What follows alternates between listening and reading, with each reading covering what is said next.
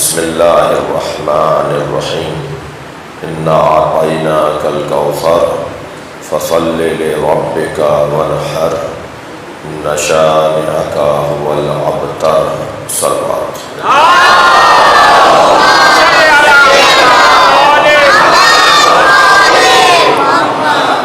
سورہ مبارکہ کوثر قرآن مجید کا مختصر اور مکمل سورہ، اس سے چھوٹا سورہ نہیں ہے۔ سورہ کوثر سے کم آیتوں پر مشتمل قرآن میں کوئی سورہ نہیں ہے۔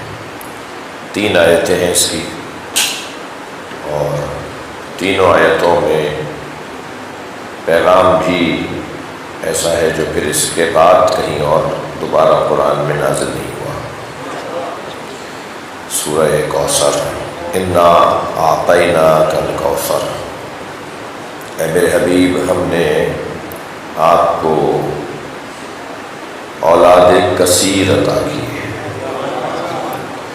17-18 مفاہیم ہیں، ان میں سے ایک مفہوم یہ ہے جو میں نے آپ کے سامنے بیان کیا۔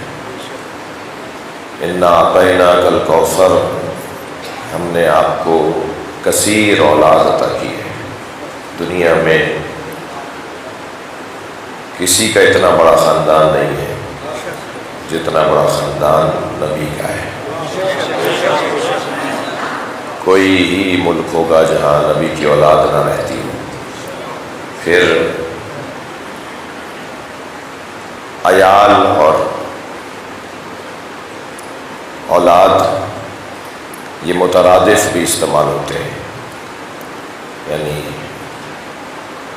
آل عیال، آل اولاد، اہل و عیال، یہ مترادف الفاظ بھی ہیں۔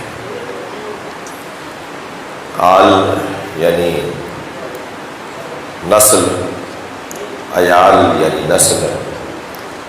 تو اگر عیال کے معنی بھی جیسا کہ لکھے گئے ہیں نسل کے معنی میں ہیں، اور اہل کے اور آل کے معنی بھی، آل کے معنی بھی اولاد کے ہیں، تو پھر ایک اعتبار سے جتنے سادات ہیں وہ تو ہیں ہی، یعنی جتنے سادات ہیں وہ تو ہیں ہی نبی کی اولاد، لیکن جتنے کلمہ پڑھنے والے لوگ ہیں وہ بھی سب نبی کی عیال ہیں۔ لہذا اچھا، اگر یہ بات بہت ہی مانوس نہ ہو جو میں کر رہا ہوں، تو اور ایک مثال دیتا ہوں کہ جب حج کرنے کے لیے حاجی جاتے ہیں تو اس مجمع کو کہتے ہیں فرزندان توحید کا اجتماع تھا۔ تو معاذ اللہ کوئی اللہ کی فرزند ہوتا ہے؟ اللہ کی کوئی اولاد ہوتا ہے؟ اللہ کی کوئی اولاد نہیں ہے۔ ماننے والوں کو بھی فرزند کہا جاتا ہے۔ فرزند، عیال، اولاد ماننے والوں کو بھی کہا جاتا ہے۔ اہل ماننے والے کو بھی کہا جاتا ہے۔ جب ماننے میں کوئی شدید ہو جائے تو سلمانوں میں نہ اہل البیت ہو جاتا ہے۔ وہ اہل البیت میں سے شدت ہے ماننے میں، اس لیے تو نبی کا خاندان، نبی کی اولاد بھی دنیا میں سب سے زیادہ ہے، اور نبی کی پیروی اور نبی کا کلمہ پڑھنے کی بنیاد پر بھی دنیا میں سب سے زیادہ بڑی تعداد جس سے جڑی ہوئی ہے وہ سرکار کا وجود ہے۔ اور یہ وہ وجود ہے جس سے سب سے زیادہ تعداد جڑی ہوئی ہے، جس سے سب سے زیادہ لوگوں کا تعلق ہے۔ انسانی تعداد اگر بنائے تو کسی ایک شخصیت کے ساتھ اگر کوئی تعداد شدید جڑی ہوئی ہے تو وہ نبی کی ذات ہے۔ تو یہ وہی ہیں، سرکار کا وجود، وہی نبی ہیں جن کو لوگ کہتے تھے ان کی تو اولاد نہیں ہے، ان کی تو نسل کیسے چلے گی، ان کی بات کون آگے لے کے چلے گا۔ یعنی جن کو ایک بہت بڑا طعنہ یہ دیا گیا تھا کہ یہ ابتر ہیں، یعنی ان کی نسل نہیں ہے، ان کے آگے کوئی سلسلہ ہی نہیں ہے، سلسلہ ان کا ختم ہو جائے گا۔ جن کا اس سلسلے کے ختم ہونے کا دشمن کو کہہ لیجئے کہ آرزو تھی، تمنا تھی، وہ خاموش ہوتے ہیں جس ایک عنوان سے، میں لفظ بہتر کروں، نبی کی پوری دنیا میں اولاد کا سر سلسلہ جہاں سے نبی کی اولاد کا آغاز ہوا ہے وہ جناب زہرا ہے یا امام حسن ہے؟ کیونکہ جناب زہرا کی آمد پر یہ لوگ کہتے تھے بیٹی ہے، بیٹی سے نسل نہیں چلتی۔ جناب زہرا کے آنے پر انہیں کوئی جواب نہیں ملا، لیکن جیسے ہی امام حسن کی آمد ہوئی اور نبی نے آغوش میں لے کے کہا یہ میرا بڑا بیٹا ہے،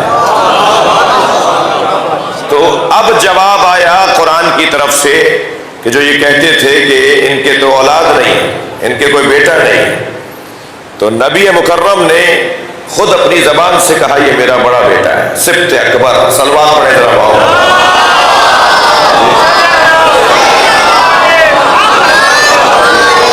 تو اگر میں اپنے الفاظ میں یوں کہہ لوں کہ نبی کی نسل کا آغاز امام حسن سے ہو رہا ہے جی، اور سرکار نے کہہ دیا میرا بیٹا ہے۔ دنیا میں تو رائج ہے جی نواسا ہے بیٹا نہیں ہے، دنیا کہتی رہے کہ پوتا ہے بیٹا نہیں ہے، نواسا ہے، اور بیٹی کی اولاد تو اولاد نہیں ہوتی، وہ تو ددیال سے چلتی ہے۔ یہ ساری گنتیاں نبی نے ختم کر دی، بلکہ سرکار نے واضح کر دیا کہ جب میں بیٹی کی اولاد کو اپنی اولاد کہہ سکتا ہوں تو میری امت بیٹی کی اولاد کو اپنی اولاد کیوں نہیں کہتی؟ ایک ذہن میں رہے۔ لہذا نسل جو ہے وہ ایک عام عرب کے مزاج کے مطابق ایک غلط فہمی ہے کہ بیٹے سے بیٹا ہوگا تو ایسا اور بیٹی ہوگی تو ایسا۔ وہ میں اس بحث میں بڑا میرا مطلب کا مضمون ہے، مگر میں اس وقت نہیں جانا چاہ رہا، میں اپنے اصلی مضمون سے دور ہو جاؤں گا۔ سبط اکبر میرا بڑا بیٹا۔ پھر قرآن مجید سورہ مبارکہ آل عمران کے اندر اللہ نے امام حسن اور امام حسین کو نبی کے دو بیٹوں کے طور پر یاد کیا ہے۔ امام حسن نبی کے بیٹے کیا فَقُلْ تَعَالُوا نَدْعُوا أَبْنَاءَنَا وَأَبْنَاءَكُمْ وَنِسَاءَنَا وَنِسَاءَكُمْ وَأَنفُسَنَا وَأَنفُسَكُمْ ثُمَّ نَبْتَهِلْ فَنَجْعَلْ لَعْنَتَ اللَّهِ عَلَى الْكَاذِبِينَ۔ اے میرے حبیب ان سے کہہ دو کہ ہم اپنے بیٹے لاتے ہیں تم اپنے بیٹے لاؤ، تو میدان مباہلہ میں ہم اپنے بیٹے لاتے ہیں تم اپنے بیٹے لاؤ۔ نبی اپنے بیٹوں کے عنوان سے جنہیں لے کے گئے تو گود میں امام حسین کو لیا ہوا تھا، ہاتھ امام حسن کا پکڑایا ہوا تھا۔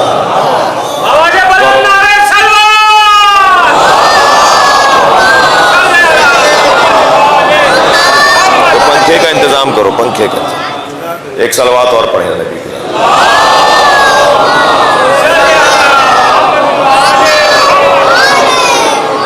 ایک اور صلوات۔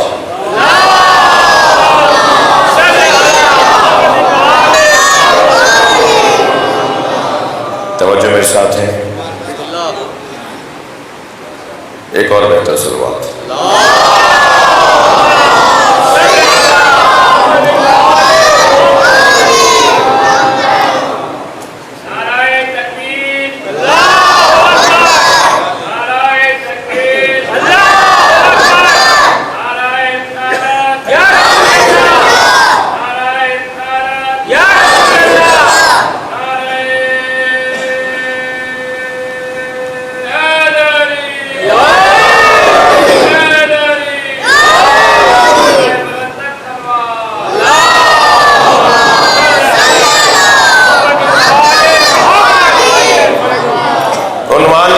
گفتگو کا کہ نبی کے بیٹے کی مجلس شہادت ہے۔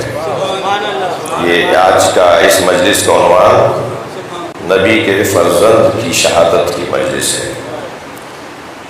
یہ کہنا بھی کتنی بڑی مصیبت کا بیان ہے کہ نبی مکرم کے بیٹے کی شہادت کی مجلس ہے، یعنی اس امت نے اپنے ہی نبی کے بیٹوں کو مار دیا۔ بہت عجیب عنوان ہے۔ بہت شکریہ۔ ہم اپنے بیٹے لاتے، توجہ ہے، ہم اپنے بیٹے لاتے ہیں تم اپنے بیٹے لاؤ، اور سرکار میدان مباہلہ میں امام حسن اور امام حسین کو لے کر گئے اور ہمیشہ کہا یہ میرا بڑا بیٹا ہے. فرمایا کہ میرا حسن لعل اللہ ان یصلح بہ، اللہ میرے اس بیٹے کے ذریعے سے میری امت میں اصلاح کرے گا. جی کچھ لوگ ہیں جو کہتے ہیں کہ جی کام تو ان کا ہے کہ جنہوں نے خالی پرچہ بھیج دیا تھا مہر لگا کے اور کہا تھا جو چاہیں لکھ لیں، تو کارنامہ تو ان کا ہے، خدمت تو ان کی ہے جنہوں نے خالی پرچہ بھیج دیا تھا کہ جو چاہیں گے جو لکھ دیں گے میں مان لوں گا. تو مولا کو بھی معلوم تھا کہ اس خط کو، اس تحریر کو کتنا مانا جائے گا. وہ تو جو ائمہ اہل بیت ہیں، جو انبیاء کرام ہیں، وہ ظاہر کے مطابق فیصلے لیتے ہیں، اپنے علم کے مطابق فیصلہ نہیں لیتے. اپنے علم کے مطابق اگر فیصلہ لیں تو لوگ نہیں سمجھیں گے بات کو، اور جنہیں سمجھانے آئے تھے وہی اگر ان کے کاموں کو ہی نہ سمجھیں تو پھر ان کے آنے کا مقصد پورا نہیں ہوتا. مقصد یہ تھا کہ لوگوں کو ہدایت دیں، لوگ ان کی بات کو سمجھیں گے نہیں تو لوگوں کی سمجھ کے مطابق وہ فیصلے لیتے ہیں، اپنی سمجھ کے مطابق فیصلے نہیں لیتے. آپ کی سماعتیں میرے ساتھ ہیں تو ایک جملہ عرض کر رہا ہوں. ائمہ اہل بیت، خود اہل بیت ہمارے معیار عقل کے مطابق بولتے ہیں، اپنے معیار عقل کے مطابق نہیں بولتے. اگر اپنے معیار عقل کے مطابق ہم سے بات کریں گے تو ہمیں سمجھ میں ہی نہیں آئے گی بات. لہذا قاعدہ یہ دیا نحن نکلم الناس علی قدر عقولہم، ہم لوگوں سے ان کی عقلوں کے مطابق بات کرتے ہیں. جو سطح، جو معیار، ایک شخص آیا اس نے آ کر کہا کہ مولا میں سجدے میں 3 مرتبہ ذکر سجدہ پڑھوں یا 1 مرتبہ؟ حضرت نے فرمایا 1 مرتبہ. ابھی وہ بیٹھا تھا کہ دوسرے شخص نے آ کر سوال کیا، بظاہر اسے نہیں پتا تھا، پہلے ہی بات ہو چکی ہے. آیا، اس نے کہا کہ حضرت میں سجدے میں 1 مرتبہ ذکر سجدہ پڑھوں یا 3 دفعہ؟ حضرت نے فرمایا 3 دفعہ. وہ جو پہلے والا بیٹھا تھا وہ کہنے لگا آپ نے مجھے یہ فرمایا ہے. حضرت نے فرمایا تمہارے مطابق یہی جواب ہے، اس کے مطابق یہ جواب ہے.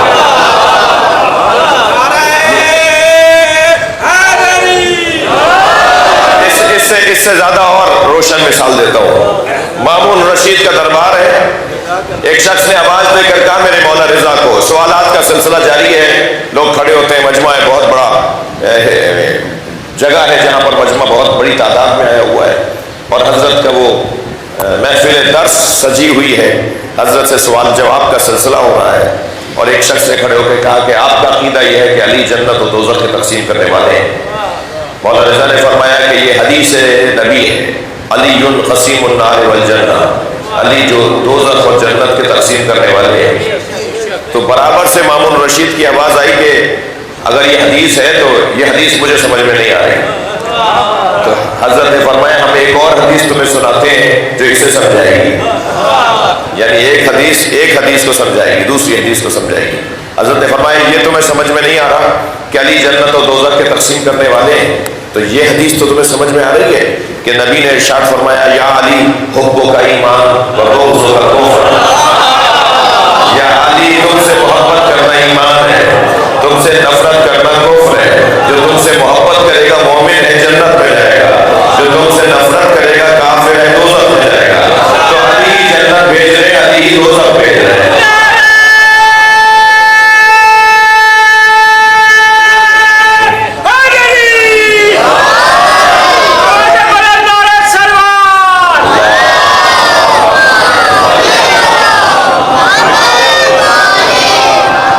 تو جب محفل برخاست ہوئی تو ابا سلط ہروی مولا کے خاص غلام جن کا مزار مشہد مقدس میں، انہوں نے مولا رضا کی جوتیاں سیدھی کی. جوتیاں سیدھی کرنے والوں کو بہت ملتا ہے. جو اس دروازے پہ چھپتا ہے نا اسے بہت کچھ ملتا ہے دروازے. تو جیسے ہی جوتیاں سیدھی کی تو کہا مولا یہی جواب ہے جو آپ نے ارشاد فرمایا. فرمایا وہ ان کے لیے تھا، تمہارے لیے اور ہے. کیونکہ روایت بن گئی تو ہم تک پہنچ گئی نا، ورنہ تو آپ اس دور میں جائیں تو سب کے سامنے تو نہیں بتایا تھا امام نے جو اب بتائیں گے. اب حضرت نے کہا مولا ان کے لیے یہ جواب تھا، میرے لیے کیا آتا ہے؟ حضرت نے فرمایا میرے جد تمہارے لیے جواب یہ ہے کہ میرے جد محشر میں کھڑے ہوں گے اور جنت سے کہیں گے یہ میرا ہے، دوزخ سے کہیں گے یہ میرا ہے، خود تقسیم کر رہے ہوں گے مجمع کو. یعنی وہ تو حدیث تعویل کی بنیاد پر ہے نا، یہ باقاعدہ تشریح ہے اور تصریح ہے کہ خود مولا کائنات جنت و دوزخ کے تقسیم اللہ کی جانب سے. ظاہر ہے اللہ کا انکار کر کے تو امام بارگاہ میں بات نہیں ہوگی. یہ ممبر توحید کا ممبر ہے. سلمان پڑھے گا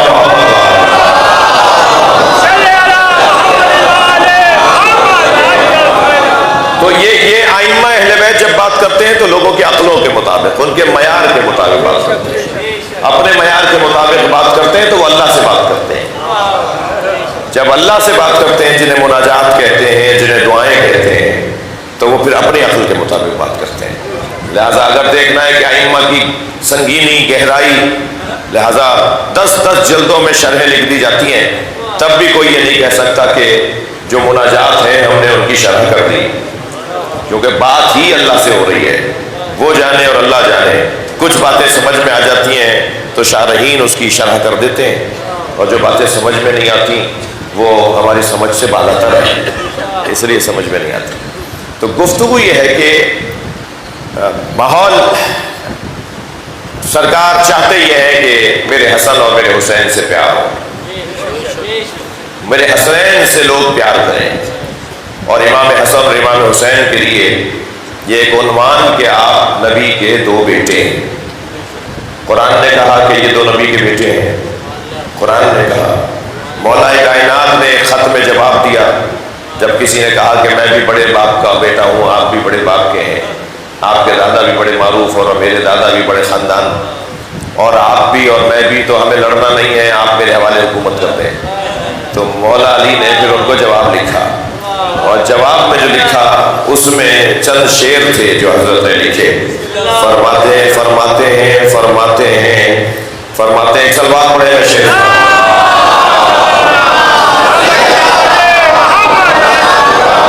سبقتکم الی الاسلام ترا، میں تم میں سب سے پیش قدم ہوں اسلام لینے میں اور سمجھنے میں. ترجمہ اور بہتر کرتا ہوں، تم میں سے کسی کا پتہ نہیں تھا اور اسلام کو میں جانتا تھا. سبقتکم الی الاسلام ترا ومقرا بالنبوۃ بطن امی، میں نے نبی کے شکم میں نبی کا کلمہ، میں نے ماں کے شکم میں نبی کا کلمہ پڑھا ہے. سلوات پڑھے محمد.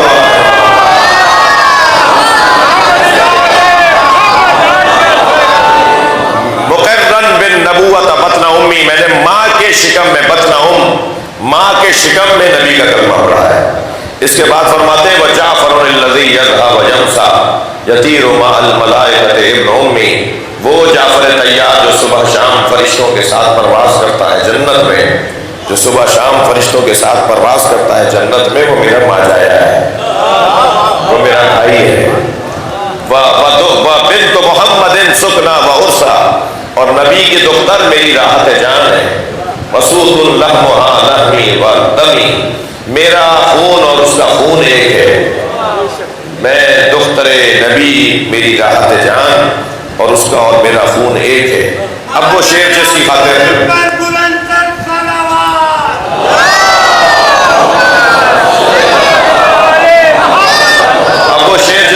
میں نے آپ کو 3 شعر سنا دیے، جس میں مولا علی حسنین علیہ السلام کے حوالے سے کچھ فرما رہے ہیں، اپنا فخر بیان کر رہے ہیں. فرماتے ہیں وَسِبْتَ أَحْمَدٍ وَلَدَيَ مِنْهَا، میں نبی کے 2 بیٹوں کا باپ ہوں. کیا تعبیر ہے. سلمان پڑھے محمد.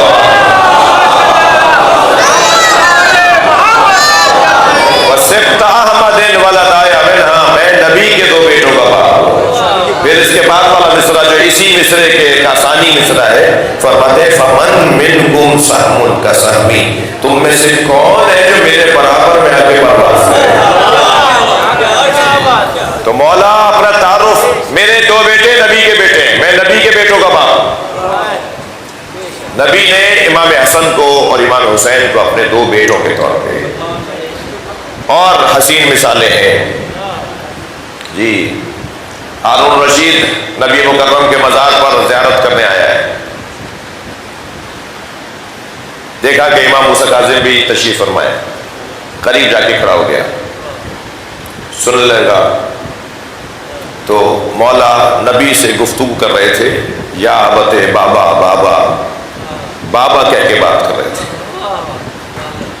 تو جیسے ہی حضرت نے اپنی نبی سے جو سلام اور نبی کو جو درود اور نبی کو جو ہدیہ پیش کر رہے تھے، اپنی عقیدت کا اظہار امام موسیٰ کاظم کر رہے تھے، وہ جیسے ہی مکمل ہوا تو کہنے لگا آپ تو بیٹی کے بیٹے ہیں، آپ تو نواسے ہیں، آپ انہیں اپنے جد کیسے کہہ رہے تھے؟ تو میرے مولا نے فرمایا کہ ابھی فرض کریں سرکار اپنے مزار سے باہر آ جائیں اور تم سے کہیں کہ میں تمہاری مثلاً پوتی سے شادی کرنا چاہتا ہوں، تم سے کہیں، ہارون رشید سے کہا حضرت نے، تو دو گے یا نہیں؟ کہنے لگا میرے لیے اعزاز ہے کہ نبی میرے داماد ہو جائے، پوت داماد ہو جائے، میری بیٹی پوتی سے نبی کام ہو جائے۔ تو حضرت مسکرائے، حضرت نے فرمایا مگر نبی مجھ سے نہیں کہہ سکتے، جو تم سے کہہ سکتے ہیں مجھ سے نہیں، کیونکہ میری بیٹی ان کی بیٹی ہے۔ صلوات پڑھنے ذرا۔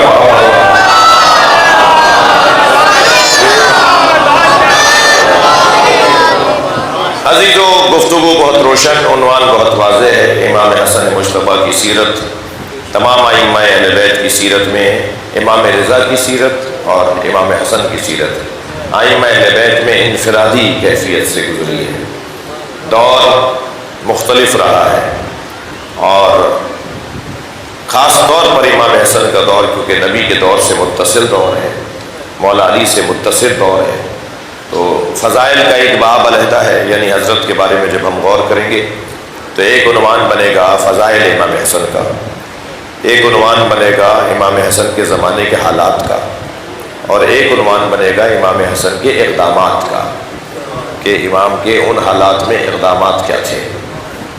جی، امام رضا کا صلح، امام رضا کی ولی عہدی اور امام حسن کی صلح، ان دونوں میں بہت سی مشابہت ہے، دونوں کے دور اور دونوں کے جو حالات تھے زمانے کے بہت زیادہ ایک دوسرے سے قریب ہیں حالات، لہٰذا ادھر امام حسن نے صلح فرمائی ہے اور ادھر امام رضا نے ولی عہدی کو قبول کیا ہے۔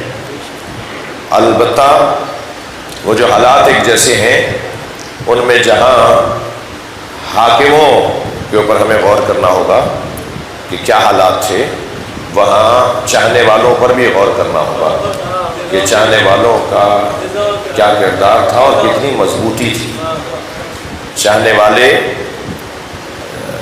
دونوں کے زمانے میں جب تک اچھا رہا، توجہ چاہوں گا، جب تک اچھا رہا تو ساتھ رہے، اور جہاں پریشانیاں بڑھیں تو چاہنے والے ساتھ چھوڑتے چلے گئے۔ یہ ایک سبب ہے، میں نہیں کہہ رہا، تاریخ کے طالب علم بیٹھے ہیں، ممکن ہے کوئی کہے کہ مولانا ایسے بھی تو تھا، میں وہ بھی ویسے بھی مانتا ہوں کہ بات تھی، مگر یہ ایک سبب بھی ماننا پڑے گا کہ جب چاہنے والے ظاہری طور پہ اچھا نعرہ لگاتے ہوں، اچھا لگاتے ہوں، لیکن جب کام کا وقت ہو اور ذمہ داریاں لینے کا وقت ہو، جب فریضے ادا کرنے کا وقت ہو اور وہ ساتھ چھوڑ کر چلے جائیں، تو پھر کبھی صلح امام حسن سامنے آتا ہے اور کبھی ولی عہدی امام رضا سامنے آتا ہے۔ لہذا ہمیں اس بات کا خیال کرنا ہوگا، یہ ذہن میں رہے محمد وآل محمد بلند ترین صلوات،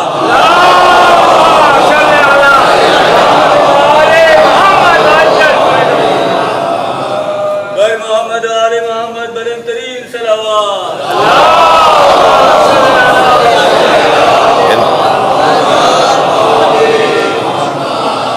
آواز میری آ رہی ہے آپ کو؟ صلح حدیبیہ پہ شک کرنے والے کسی بھی خیمے کے ہوں گے،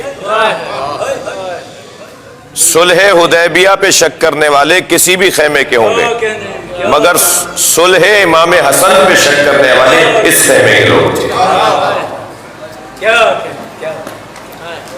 انسان جب تک اپنی کمزوریوں پہ غور نہیں کرے گا، عبرت حاصل نہیں کر پائے گا۔ آگے ٹھیک نہیں ہو پائے گا، وہی بات تکرار ہوتی رہے گی اگر اسے کمزوری نہیں مانے گا تو۔ امام حسن کی صلح پہ شک کرنے والے لوگ پہلے خود ماحول بنایا چاہنے والوں نے کہ حالات ایسے ہو جائیں کہ امام صلح فرما لے، اور پھر جب صلح فرما لی تو جو 5% لوگ صلح، ایک صاحب کہنے لگے کہ جی فلاں ایک حدیث ہم نے دیکھی جس میں امام مولا حسین اور حتیٰ مولا حسین اور بعض اصحاب امام حسن کی صلح پہ راضی دکھائی نہیں دے رہے، یعنی قول ایسا محسوس ہو رہا ہے، لہجہ ایسا محسوس ہو رہا ہے کہ امام حسین بھی راضی نہیں تھے امام حسن کی صلح پر۔ تو میں نے اسے بے ساختہ کہا، میں نے کہا تم راضی ہو آج بھی؟ کون راضی ہے؟ خود امام حسن راضی تھے، امام حسن نے جو صلح کی اس میں امام حسن راضی تھے؟ امام حسن راضی تو نہیں تھے نا، یہ جو کچھ ہوا کیا امام حسن اس میں راضی تھے؟ تو پھر امام حسین کیسے راضی ہوں گے؟ پھر وہ 5% لوگ جو راضی نہیں تھے وہ کیا کر لیتے جی؟ 18,000 کا لشکر، کوئی درہم میں 5,000 درہموں کی صورت میں 5,000 کا لشکر لے کے چلا گیا، کسی کو ایک صوبے کی گورنری کی پیشکش تھی، وہ 8,000 آدمی اپنے ساتھ لے کے چلا گیا جی۔ جب حالات ایسے ہو گئے، جب ماحول ایسا ہو گیا کہ حتیٰ امام کے خیمے تک کوئی شخص گھس آیا اور امام کا مسلح کھینچ لیا، امام کے زانو مبارک پر چاقو لگا، ایسے حالات اور ادھر چاہنے والے چلے جا رہے ہیں، اور امام کے اپنے ہی لوگوں میں کچے کانوں کا لفظ سنا ہے نا آپ نے، ذرا صلوات پڑھیں تو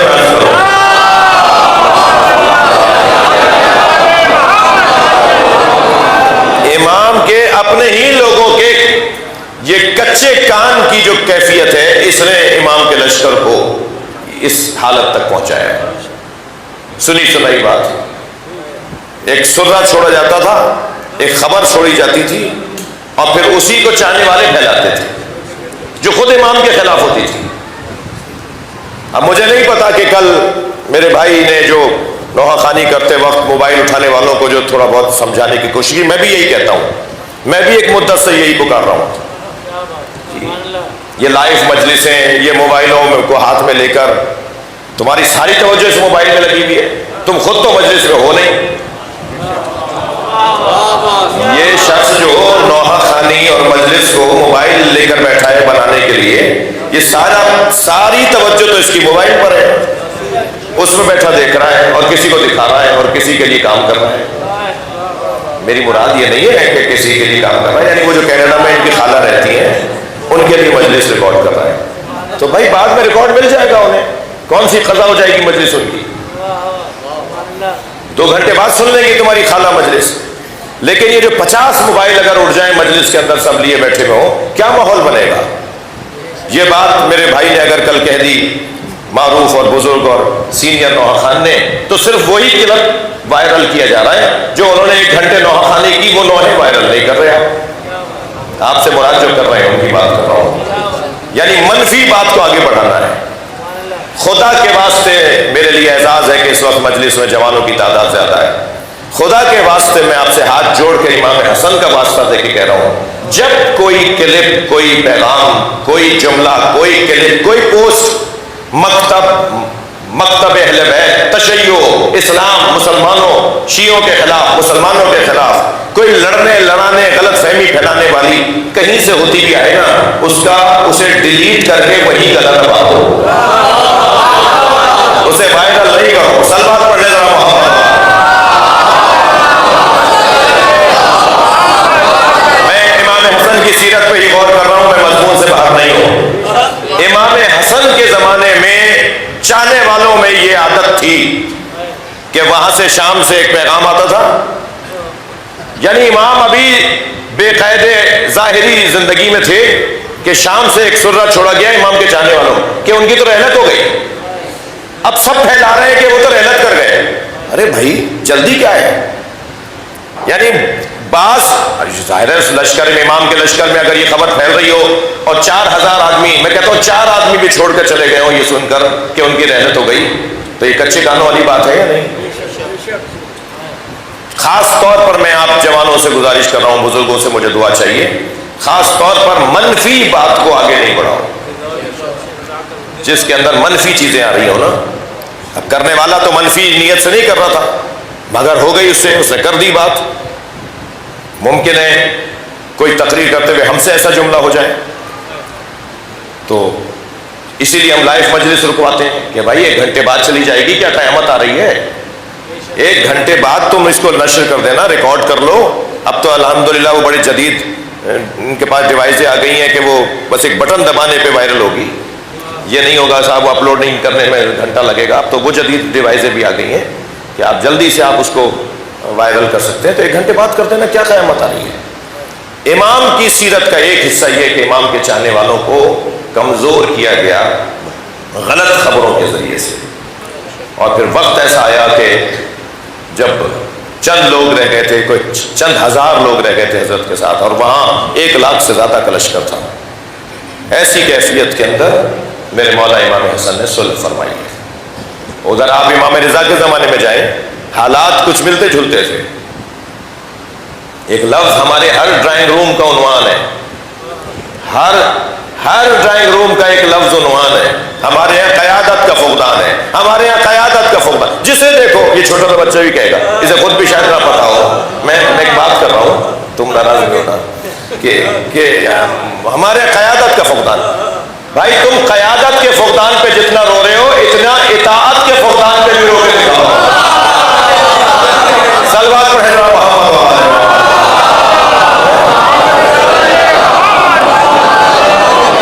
کوئی کسی کو بڑا ماننے کو تیار نہیں ہے. یہ بھی تو بات کوئی کرے نا. کسی ایک علاقے کا تو بتا دیجئے کہ وہاں کوئی بڑا ہے. جی جب کبھی داخلی کمزوری سامنے آئی ہے تو بیرونی طاقتوں نے دخالتیں دی ہیں. میں سیاسی ماحول کی طرف نہیں لے جا رہا. داخلی کمزوری سبب بنتی ہے کہ بیرونی مداخلتیں ہوں. آپ کمزور تھے لہذا ایسا ہو گیا. امام حسن کی صلح کا ایک سبب یہ تھا. مگر میرے عزیزوں، میرے بچوں، جوانوں، اپنا عقیدہ مضبوط رکھنا. امام حسن نے صلح بھی نہیں کی. ہاں ممکن ہے میرا یہ بعد میں ویڈیو دیکھ کے کوئی مجھے محمد علی انجینئر صاحب فون کر دیں، کوئی کہیں مجھے جواب دے دیں کہ صاحب آپ کے تو بڑوں نے کتابیں لکھی ہیں صلح ہوئی ہے. تو میں اس لفظ کا انکار نہیں کر رہا، میں اس کی روح کو سمجھنا چاہ رہا ہوں. وہ جو خود صلح کی روح ہے نا، اسے سمجھنے کی کوشش کر رہا ہوں. امام نے ہاں لفظی طور پر یہ صلح کا لفظ آیا ہے، مگر امام نے صلح کی ہے. سرکار دو جہاں نے امام حسن کو امت کی اصلاح کرنے والا قرار دیا ہے. پھر علامہ اقبال نے، مجھے اقبال کے 4 شعر یاد آ گئے. علامہ اقبال نے تو امام حسن کی صلح کو کیا پیش کیا ہے وہ ذرا سن لیجیے. فرماتے ہیں آیت شمستان حرم. توجہ ہے. سیدہ کا وہ بیٹا، امام حسن کو یاد کر رہے ہیں، سیدہ کا وہ بیٹا جو حرم الہی کی شمع ہے. شبستان حرم. علامہ اقبال مصور پاکستان، شاعر مشرق، ڈاکٹر محمد اقبال رحمت اللہ علیہ، وہ فرماتے ہیں شبستان حرم، وہ ایک سیدہ کا بیٹا جو حرم الہی کی شمع ہے. حافظ جمیعت خیر الامم، جس نے بہترین امت مصطفیٰ کو مرنے سے بچایا. اب دوسرے 2 مصرے سنیے اسی کے تسلسل میں. شبستان حرم، حافظ جمیعت خیر الامم، تانشینت آتش پیکاروں کی کسی طرح جنگ کی آگ ٹھنڈی پڑ جائے بس. تانشینت آتش پیکاروں کی پشت پاسر برسرے تاجوں لگی. حسن مصطفیٰ نے تخت و تاج کو لازمانی کی وجہ نہیں کی تھی.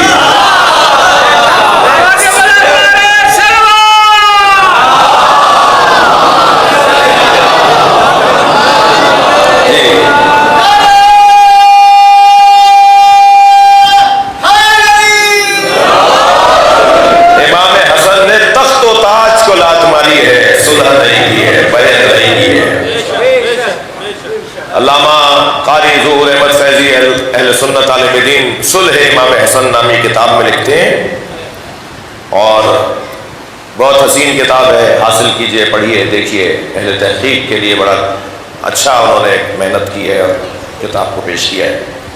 اس میں فرماتے ہیں کہ یہ صلح نہیں تھا، ہدنہ تھا، جنگ کو مؤخر کرنا تھا، جنگ بندی تھی، ہم ابھی جنگ روک دیتے ہیں، بس یہ تھا. وہ جو حسن مولا نے جنگ روکی تھی نا وہ کربلا میں ہوئی ہے. وہ 10 سال کے بعد وہ جنگ بندی ختم ہوئی ہے. 6 شرائط پر جنگ بندی ہوئی. 5 شرائط، شرطیں تو ساری انہوں نے، مگر ایک شرط تھی ایسی کہ جو وقت سے ہی ہوگی، خود سے نہیں ہو سکتی. وقت اور حالات اس شرط کو پورا کریں گے.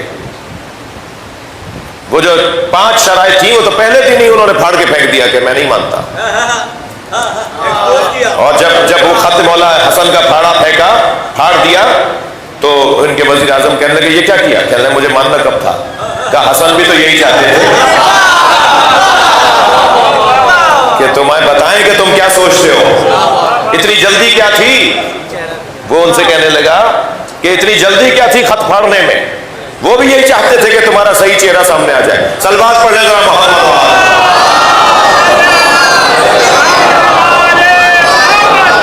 اس سے بلند اور بہتر صلوات.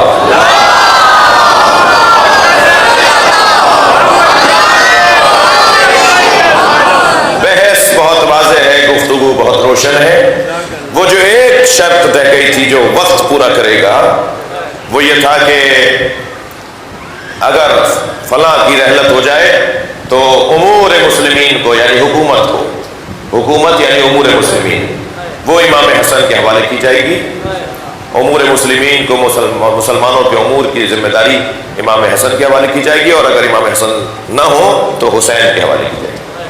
تو یہ تو جب ہی پوری ہونی تھی جب حالات آئے اور وقت آئے، اور ایسا ہوا. جیسے ہی وہ وقت آیا اور خط بھیج دیا کہ حسین سے بیعت لے لو. ارے بھائی اس شرط پہ تو تمہارے ابا نے لکھا ہوا ہے کہ اس شرط پہ ایسے عمل ہوگا، تم یہ کیسے کہہ رہے ہو کہ بیعت لے لو؟ تم کہاں سے آ گئے؟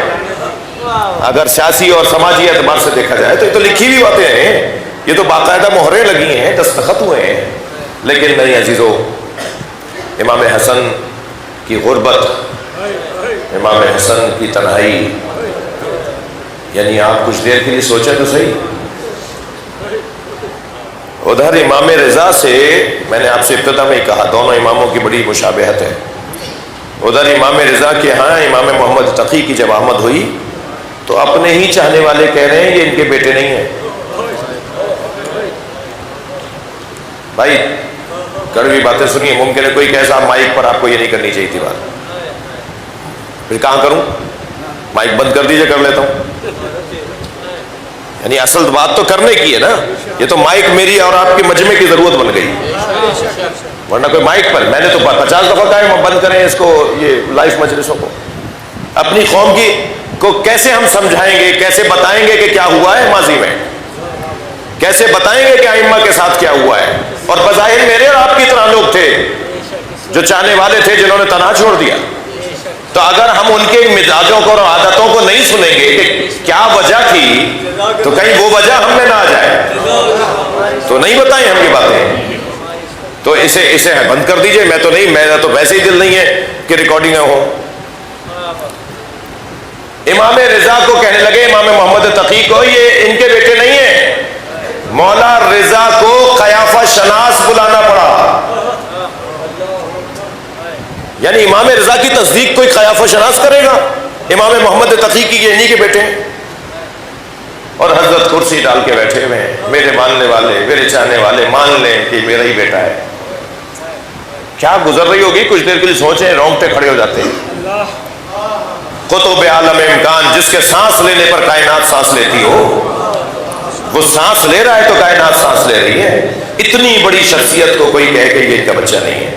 اور پھر قیافہ شناس امام کو دیکھے، اور پھر یعنی امام محمد تقی کو دیکھے، اور پھر مجمع میں دیکھتے دیکھتے امام رضا کی طرف دیکھ کے کہ یہ ان کا بیٹا ہے.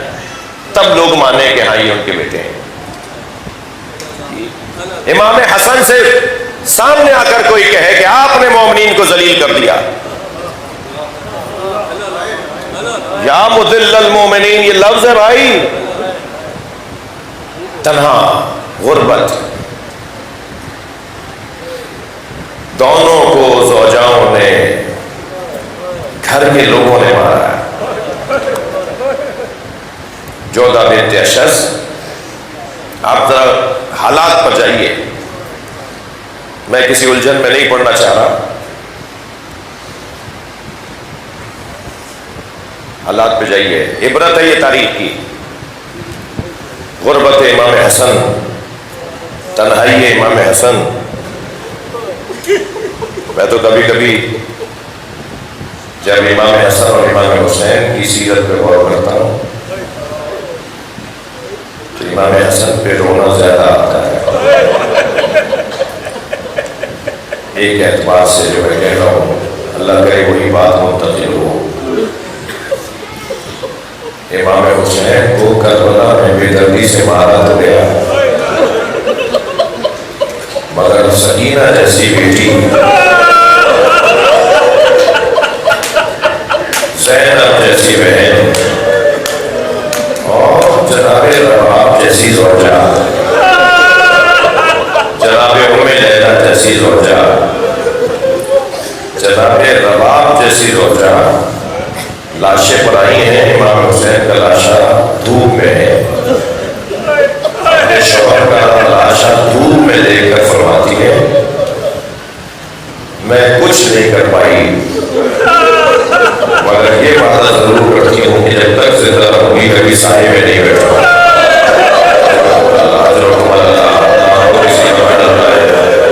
آوازیں بلند ہو گئی ہیں، جب یہ کی آوازیں بلند ہوتی ہیں نا تو روحانی ماحول ہوتا ہے، نورانی ماحول ہوتا ہے۔ آئمہ اہل بیت کا مجلس میں آ جانا یقینی ہو جاتا ہے، اس لیے کہ کوئی فضائل میں تو ممکن ہے اس میں خلل ہو، لیکن مسائل میں نیتوں کی صفائی لازم ہو جاتی ہے، نیت خالص ہوتی چلی جاتی ہے۔ آدمی روتا ہی وہ ہے جس کا دل تیار ہو۔ لہٰذا میں اپنے بچوں سے کہوں گا، جوانوں سے، اگر آپ کو رونا نہ آ رہا ہو، آپ کے آگے والا رو رہا ہو، آپ کے برابر والا رو رہا ہو، تو اللہ سے ایک دعا یہ مانگ کرے، یا اللہ ایک قطرہ اشک، ایک آنسو کا قطرہ ہمیں دے دے۔ بڑا کام آئے گا یہ آنسو، بہت کام آئے گا یہ آنسو۔ فرمایا ہے میرے والی میں آپ کے لیے کچھ نہیں کر پائی، میرے سر پہ چادر نہیں ہے، آپ کے بدن پہ کپڑا نہیں ہے، مگر یہ بات ضرور کرتی ہوں جب تک زندہ رہوں گی کبھی سائے میں نہیں بیٹھوں۔ میں رونے والوں سے سوال کروں، جناب رباب جب تک زندہ رہی سائے میں نہیں بیٹھی نا، جب رحلت ہوئی ہے تو رحلت بھی دھوپ میں ہوئی ہے۔ جی جی جی، جب امام سجاد جناب زینب انہیں لے کے چلی ہے نا سائے کی طرف، تو سائے میں قدم رکھتے ہوئے اور کہا میرے والی، میرے مولا، میرے وعدے کی لاج رکھیے۔ تو ابھی سائے میں قدم رکھنے والی تھی کہ گردن ڈھلک ہو گئی۔ امام سجاد کی آواز آئی، انا للہ و انا الیہ راجعون۔ رونا غربت امام حسن کی بتانے جا رہا ہوں۔ امام حسین کی زوجہ ایسی اور امام حسن کی زوجہ زہر لے رہی ہے امام حسن، اور امام حسن اس وقت روزے میں تھے، روزے افطار کے لیے دسترخوان پہ بیٹھے ہیں کہ افطار میں جو شربت ہے اس میں زہر ہے۔ جب امام نے ایک گھونٹ زہر کا لیا، وہ میں نے حالات کچھ آپ کو بتائے نا، ایسے جب حالات ہوں تو پھر امام برحق بھی کہتا ہے یا اللہ مجھے اپنے پاس بلا لے، اب میرے جانے سے میری قوم ہدایت پائے گی، یعنی یہ انسانیت ہدایت پائے گی، یہ مسلمان ہدایت پائیں گے۔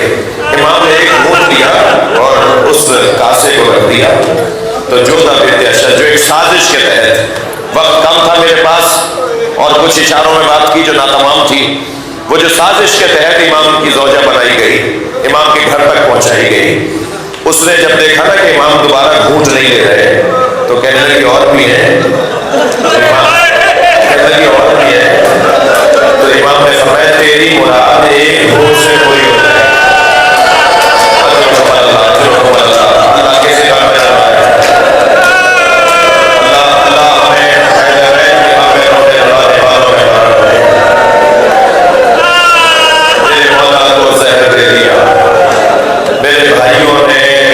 भाइयों ने इमाम बारगाह मस्जिद की लाइटें बंद कर दी है, अच्छा किया है, सही है। इमाम हसन का ताबूत है, इमाम हसन की मजलिस शहादत है, इमाम हसन की मजलिस शहादत में लाइटें बंद हैं इसलिए कि इमाम हसन की कब्र पे भी चराग नहीं है। इमाम हुसैन के मज़ार पे तो कीमती मारूफ लगे हुए हैं, महंगे महंगे कालीन बिछे हुए हैं, सोने चांदी के दरवाजे लगे हुए हैं, मगर उन्हीं के बड़े भाई की कब्र पर कोई साहिबान भी नहीं है। आज शहादत का दिन गुजर गया, आज शहादत का दिन गुजर गया, कोई इमाम हसन की कब्र पे मातम करने वाला नहीं। अभी आप ताबूत की ज़ियारत करेंगे, मैं मसाइल पूरे पढ़ूंगा, जब आप ताबूत की ज़ियारत करेंगे नौखानी होगी, मेरे भाई नौहा पढ़ने के लिए मौजूद हैं, यहाँ खूब नौखानी होगी इमाम हसन को याद करके, मगर मदीने में इमाम हसन की कब्र पे कोई गुस्सा देने नहीं है।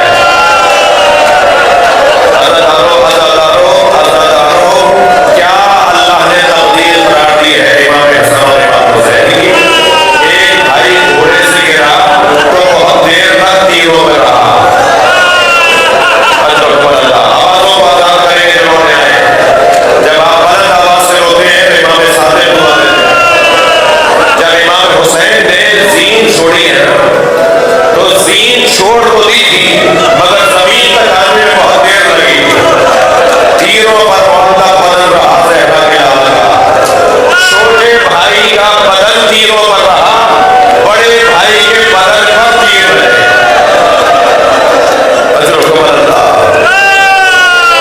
कभी कहीं सुना आपने के जनाजा शान से उठाया जाए, हजारों लोग जनाजे में शरीक हो और फिर जनाजे पे तीर बरसा दिए जाए और फिर भाई जनाजा वापस लेकर आए।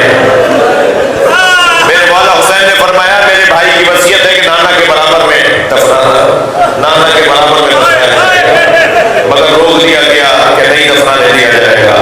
इमाम ने फरमाया कि ये हमारी जगह है, उन्होंने कहा ये हमारी जगह है, और इस तकरार में एक मरतबा इमाम के जनाजे में तीर बरसाए गए। इमाम हुसैन जनाजा लेकर आए, दोबारा से कफन दिया गया, फिर इमाम हसन का जनाजा जन्नतुल बकी में जहां वहां ले जाकर इमाम हसन की तस्वीर हुई है। पंजतन के 5 जनाजों का हाथ दिया, नबी के जनाजे में 11 आदमी थे। आज रोज़े शहादत रोज़े पैगंबर अकरम भी गुजरा है, नबी के जनाजे में 11 आदमी थे। उम्मत ने एतराज किया कि अली ने हमारा इंतजार नहीं किया। मौला अली ने फरमाया कि मैं किसी का मोहताज नहीं था, मैं अहले बैत हूँ और अहले बैत की जिम्मेदारी है गुस्ल कफन देना, यानी घर वालों की जिम्मेदारी है गुस्ल कफन देना। कुछ दिन के बाद 95 या 75 दिन बाद इस घर में दूसरा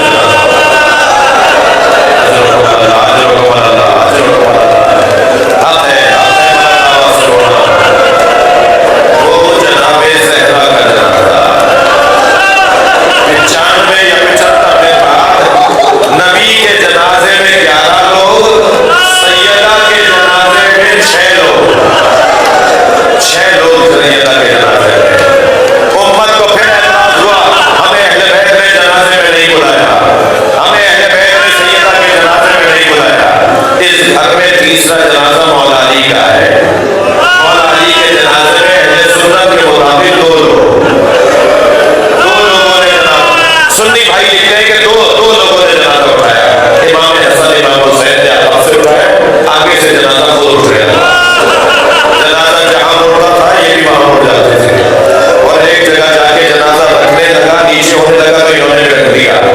बराबर में ही जब खाक हटाई गई तो खबर तैयार थी, और खबर का जब तख्ता और सिले हटाए गए, उसके पत्थर हटाए गए तो अंदर एक पत्थर के ऊपर लिखा रखा था, खबर के अंदर तैयार खबर के अंदर लिखा हुआ ये आखिरी नबी के वसी अली की खबर है, जिसे आदम ने अपने हाथों से बनाया। सीधी जाने हज़रत आदम है, दूसरी जाने हज़रत नूह है। एक जाने हज़रत आदम है, एक जाने हज़रत नूह है, और बीच में हज़रत अमीर मोमिनीन की कब्र है। रोना इस बात का है जिसकी इतनी अजमत हो, जिसकी खबर